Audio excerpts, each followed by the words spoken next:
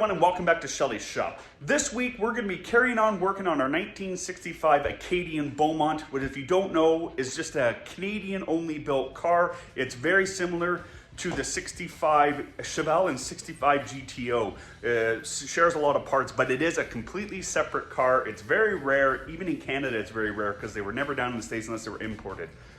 This week on the 65 Beaumont, we're going to be switching out the grills for a non-smashed up Acadian grill. We're going to put the gauge cluster back into it, attach the dash, scrub the exterior down, clean out the interior, fix up as much of the interior as we physically can.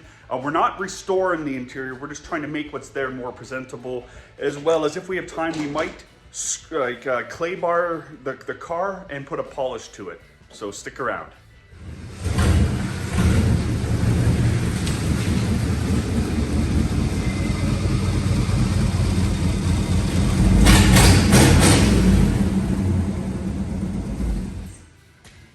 Before we go and start scrubbing this thing down, let's do a quick walk around so we can do a before and after of how dirty it is to how clean we're gonna get it.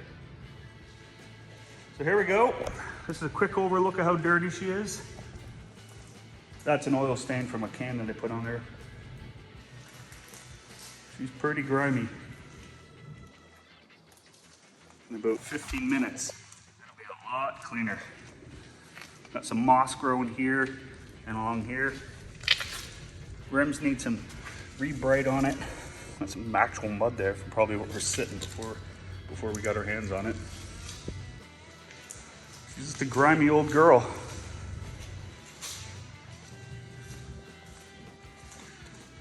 Yep.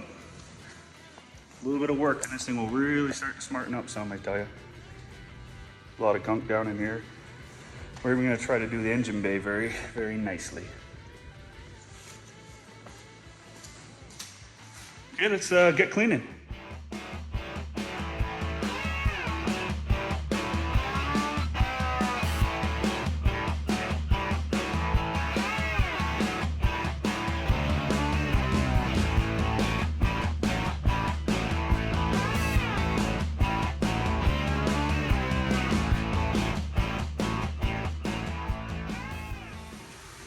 Well, there's a lot of imperfections around the paint on this car, but it's a lot better than it was. I want to give you guys a quick walk around and then we'll wait for it to dry and we'll really see what kind of job we did.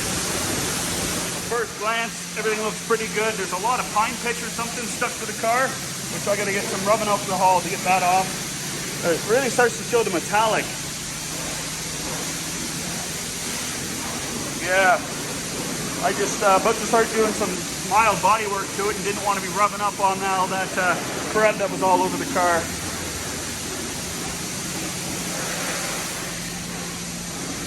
But the real proof will be once it's dry. You know what I mean? That's cool. Okay. I already pulled the grill, as you would see earlier, I assume, out of the four-door parts car.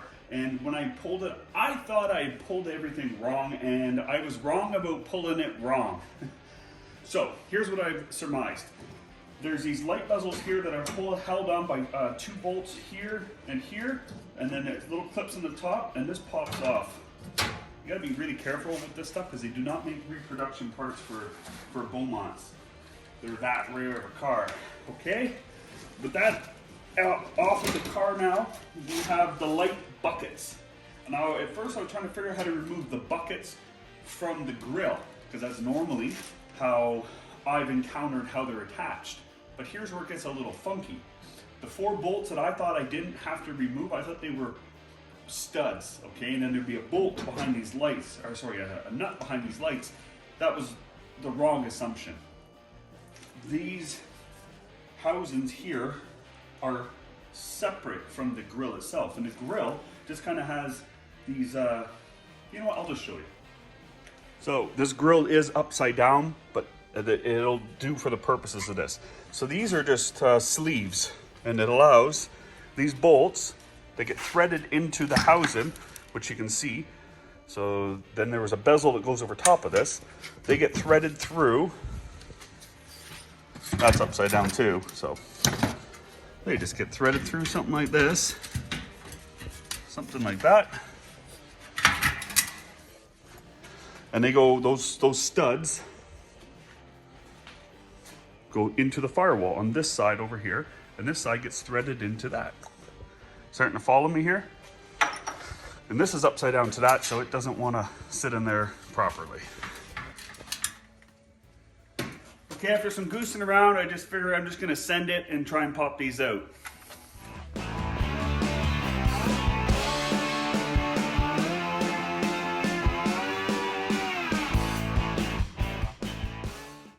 I think what I was worried about was that the second nut on there, I thought it was a lock-in nut between the firewall and the inside nut, but I think it's a lock-in nut to the grill itself. Let's get the other side done, and this grill, other than the electrical, should pop out if I'm not mistaken. Why are you being like that? Come on, there we go.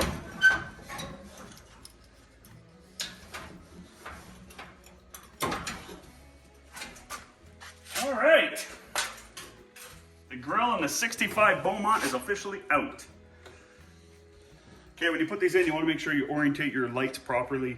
For this car, and I imagine all of them, the 3-prong light is on the outside. So we know this one here is the driver's side. You just line them up with all the holes, poke it on through. This can be a bit of a pain.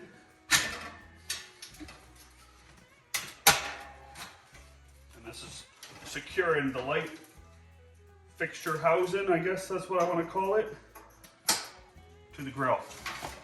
And you don't want to light this down on its face because it will snap.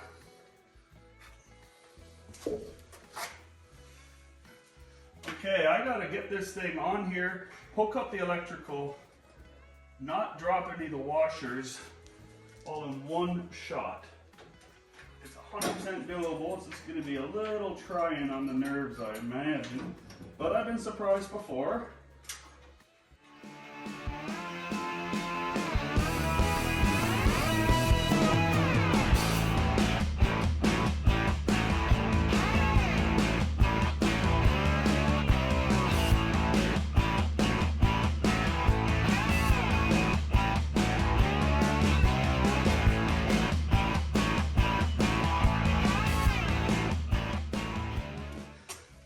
Lastly but not leastly, we gotta get the bezels back on the light housings.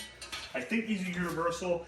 I certainly hope so, because I did not keep track of which one goes where. So that's just fingers crossed. But I guess it'll be it'll be very apparent if we got them mixed up or not.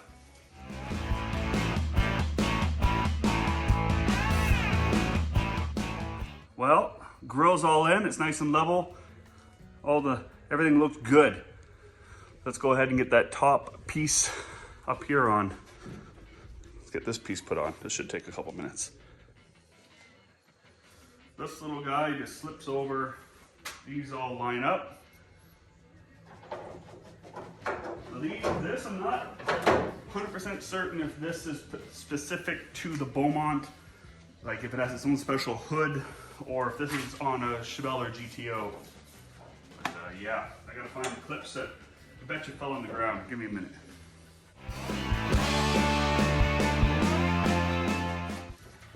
Let's get this hood closed. Woo! That looks so much better. Now that's a nice looking grill, if I do say so myself. Look at that. I don't know how people got their hands in there routinely. Right on. What a nice looking grill in this car now. Like, this piece was missing, you guys seen, and this I think did as much as just changing out that piece, just having this here. Yeah. Okay, let's pick the next thing on our list and get on her. Okay, there's one dent I'm gonna try to get out here. It's actually pretty dented. The main damage was here, but it really pushed in. It's hard to say what exactly happened to it, but something did happen, obviously. Let's get a look at it from the other side. I have good access to it. And I think I can pull this without stripping paint. So if you're looking, we can get along where I'm pointing. I can get a block of wood in there and try tapping it out. Yep, we're gonna try to pop that out as best we can. Okay, I got a little 2x4 here that I think will get me right where I need to go. The horn might have to come out, but we can give it a shot. As long as we don't try too hard to mess this up, this should be better than what's here. Let's give her a love.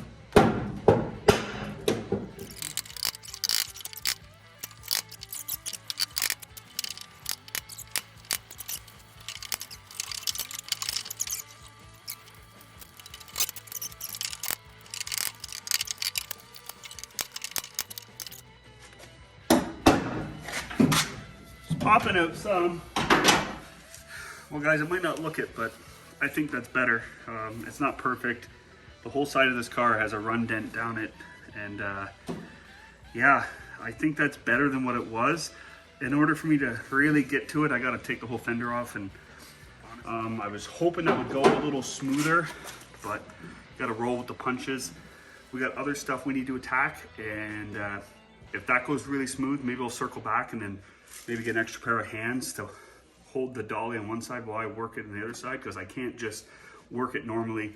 You got to get like right over and looking straight into the in behind here to see what you're doing effectively. Yeah, it's coming along nicely though. It's definitely can be fixed. Okay, we got it washed. We got the grill on. We got the trim piece on. I say we back it outside, maybe spin it around so the gravity will hold the doors open, and start cleaning the interior out. Yeah, it looks a lot better.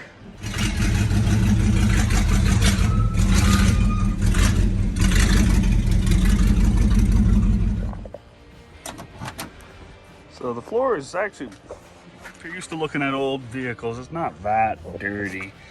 Doesn't look to be too overrun with mice. The back seat is the worst thing. I didn't really fully realize how bad that back seat was until Ivan pointed out to me. I like to wipe down all that, put some 57 on this, vacuum the seats out as best we can, get all this stuff out of here, vacuum up along there, and yeah, we'll get that. And so then I don't feel so grimy when I have to work in here to get that dash in and the gauge cluster all back in. As well as we got the indicator. We got the indicator stuff to go back into it. Yeah, so we got a little bit of work to do. Let's go ahead and I guess pick up all the fasteners off the floor and then start vacuuming out the floor, so it's a little more clean to work in.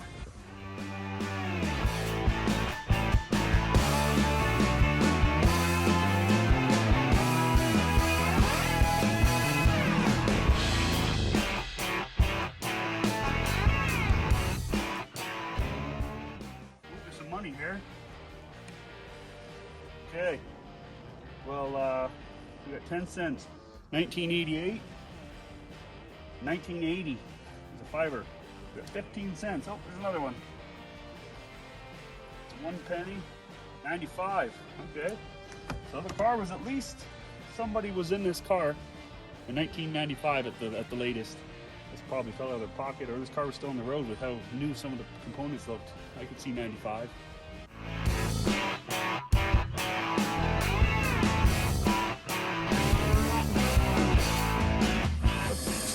Okay, let's have a look in this ashtray. Oh yeah, that's right full.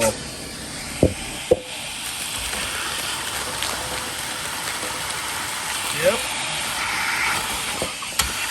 The car was smoke-free now.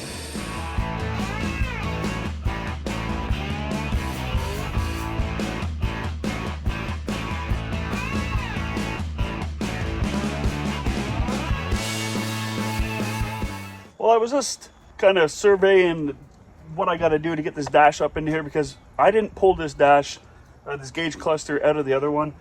The people that did all the work that I found on this car, I don't feel like they really cared or just didn't know what they were doing. Everything was cut. I noticed a while ago that the heater control wiring was cut, and I noticed this in there. I just stripped these back. But then I found they just simply cut that. Now normally I would solder these together, but I kind of guesstimated I won't have enough that'll take up too much slack. So what I'm gonna do is something that I really don't like. I'm gonna put some butt connectors in there.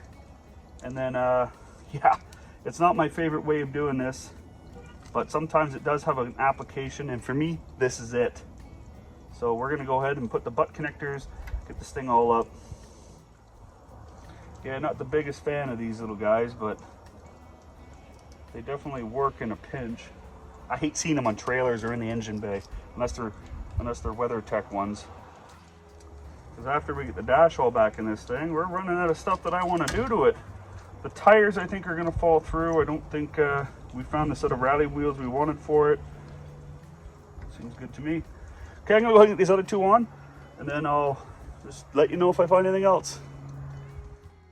Okay, I just went through and confirmed all my bulbs were good. I had to replace 3, so Ivan, if you're watching this, you owe me. Yeah, I don't know where each bulb goes. I don't think it's going to be very difficult to figure out, and if it is, we always got the trouble sheet there. A lot of the times everything lines up with where it wants to go anyways, but who knows how long this wiring harness has been laying free so it can stretch out. Betcha this goes over top like that into there.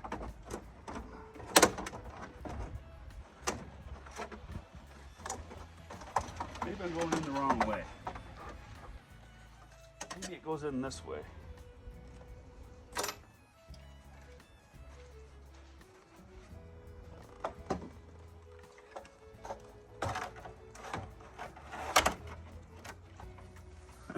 Sorry about that. I got it start to get moving, and I just kind of carried it through. It's all bolted in place now. The dash pad, I had to loosen off a bolt and pull it back. I mean, this dash pad is hooped. It might be salvageable. I'm not sure if this is a Beaumont exclusive or if 65 GTO or maybe 65 Schellys is the same one.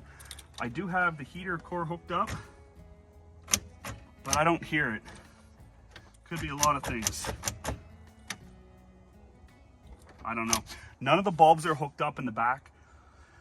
There was no way I could hook the bulbs up and then slide it into place. It just wasn't going to be a thing.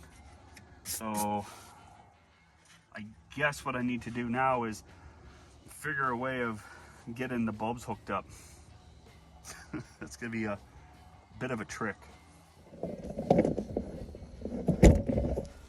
The other thing I can do is I can put this little guy right where it belongs. These are one of my favorite things for this era vehicle. I think this looks so cool when you're driving down the road. It's got a little light bulb on it, a little green one. This one has green. I'm used to trucks having a clear one or an orange one. Yeah. Perfect. Ta-da! Oh yeah. Perfect. Okay, what was I doing? I was gonna read this and figure out the bulb situation. This is gonna be miserable.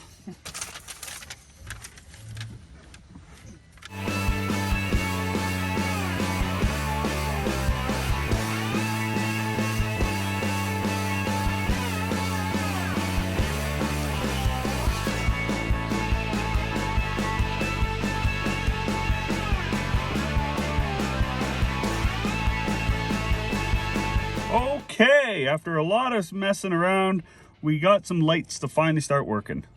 So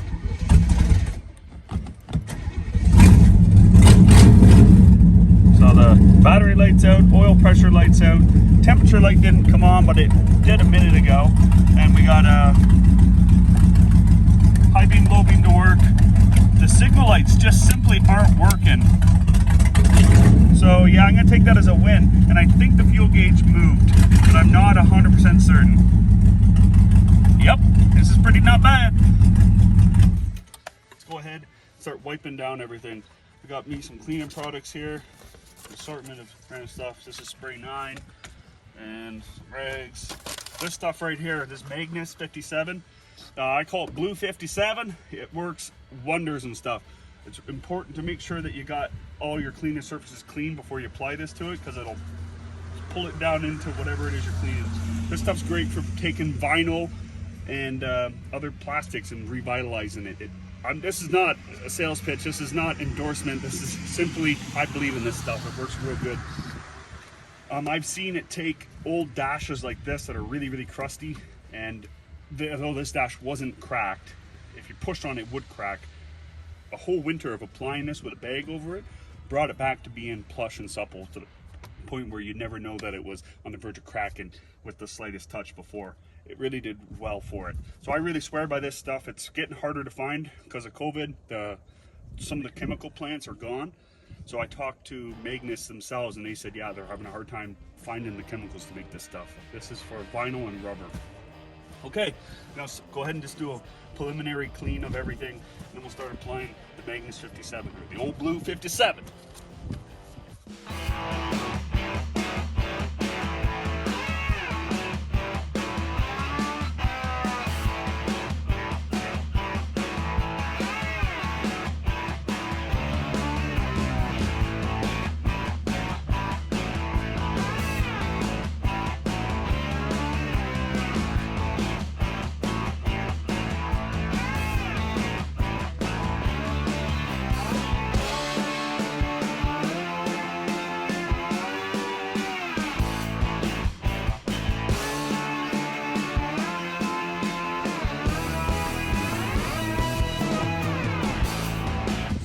Okay, I'm just gonna let this all soak in to the vinyl for a little bit before I go and start attacking back here.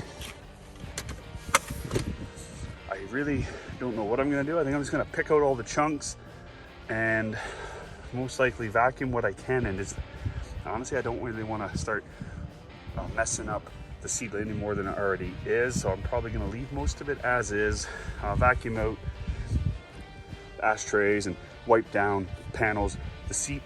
I'm gonna grab the stuff that's on top of the seat, maybe pull that pieces that are dangling down if I can, and then yeah, I'll see about that, grabbing that stuff in there and just kind of go from there. We're gonna play point and shoot in the rear, so we let this sit for about 20 minutes before we move into the next step. Okay. Oh, I guess it doesn't like the dual seat forward. This hasn't been moved in forever. Like, watch this. That is a different color than where it was lying a minute ago. I got my garbage can right there.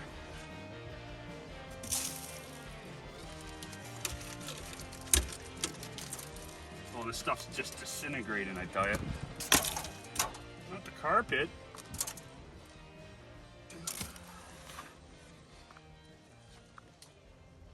Yeah, I think it's time to get the vacuum out.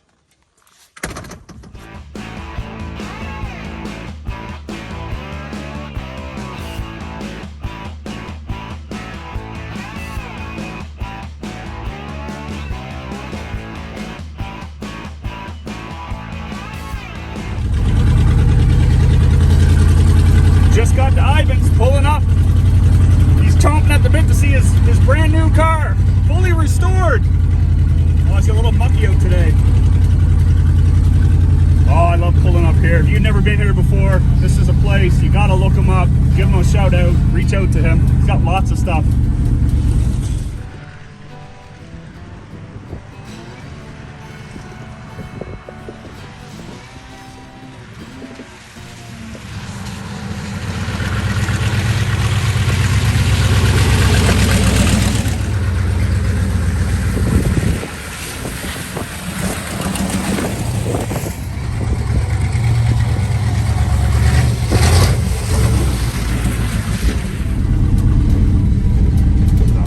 Open, he must be in there.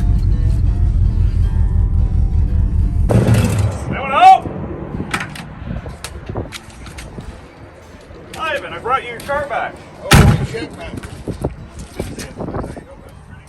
Well, as we discussed, it's running, driving. Needs some love, but it's all there.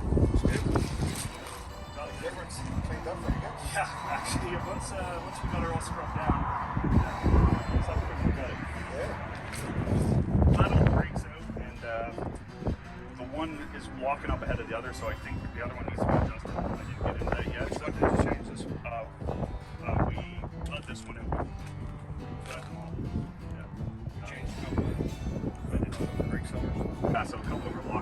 but there's not letting out any brake fluid. It seems to run pretty good. The car needs a little bit of adjustment, and it does have a little bit of blow by, but that might go away with running. It's only got 30 minutes of runtime on it. Like I said, the oil's changed. Yep, right, faster cylinder. That was the one big issue. I had to fix the rad because somewhere along the slide we got all smashed up. But it just kind of fell together. We checked all the fluids. Everything's running good. We did manage to get the fluid, the fuel out of the tank. The tank's crystal clean.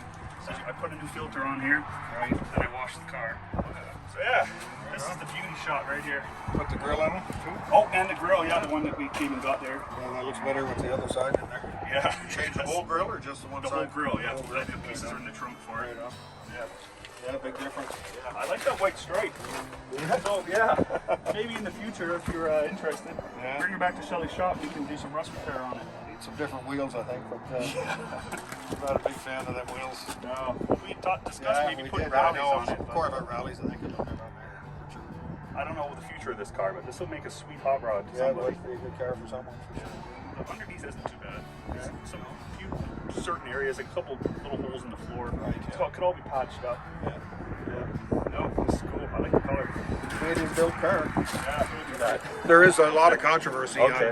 on the Beaumonts, and a lot of people call them, they call it a Pontiac Beaumont, but there's nowhere on this car that it says Pontiac. Believe me, I've been all over it. You Yeah, can't see Pontiac. it doesn't say anywhere. Pontiac, but the thing is, it's like a half a Chevelle, like the doors, the roof, body lines, the fenders, everything's the same as Chevelle, but the dash is the same as the GTO. Because And that's then what- same with the tail lights, and then a different grill altogether. So it's like it is half Pontiac, half. I've been saying that this whole video that this is a hodgepodge of GTO and Chevelle parts, but it's its own car and it's only made in Canada. And they That's only what makes built it rare. They only built these cars till Beaumonts were only built. 69 was the last year they made a Beaumont. I think I did know. You probably told me Yeah. that before. Yeah. So they're pretty hard to come by. And I mean, like I said, because they were only built in Canada, there's only a limited number that were built. Yeah. But this car, it's not a sport deluxe. But see this. Well, we have these badges too. I couldn't. Yeah, the letters. They were in the glubby. We just noticed it before coming over here. Yeah, I have an extra piece like that, so it'd be nice to put the letters on there. And then I found some emblems for the fenders. That'll work, so it'd be nice to put that stuff on. The little things, like you put the trim piece on the hood that really cleaned Yeah, up the no, front it end a makes a lot. big Yeah. difference, yeah. Like I washed it, but no matter how much I washed it, dirt just kept running Well, out I of mean, here. the car's been sitting outside for how many years, so you're going to get 20 years of dirt sitting in the... I would say that's a pretty good guess because the spark plug wires were still really newish. Yeah, so it needs spark plug wires and spark plugs changed out on it. But for the purpose that we discussed, we got her right to it. Yeah. It's good. You got the dash in it too? Oh yeah, the dash. Yeah. All the lights work perfect. Again, I didn't check to see if the speedo worked, but I'm sure it does. I screwed it in. So what's the future for this car? Well, find a new home for it. Yeah, ask for every seat, I say. Just got to find the right ass. You told me that many years ago. I like that saying. Yeah. So you got anything else for me to work on? Yeah, well, we got at least 2 or more for sure. Okay. Well, Maybe 200. Maybe 200. Okay, that's going to be a wrap for this episode of Schellys' Shop. I really hope you liked the 65 Acadian Beaumont. It's been a lot of fun working on over the past 2 other episodes that we worked on it. As always, like, share, subscribe. Really does mean a lot for us. Until next time, cheers.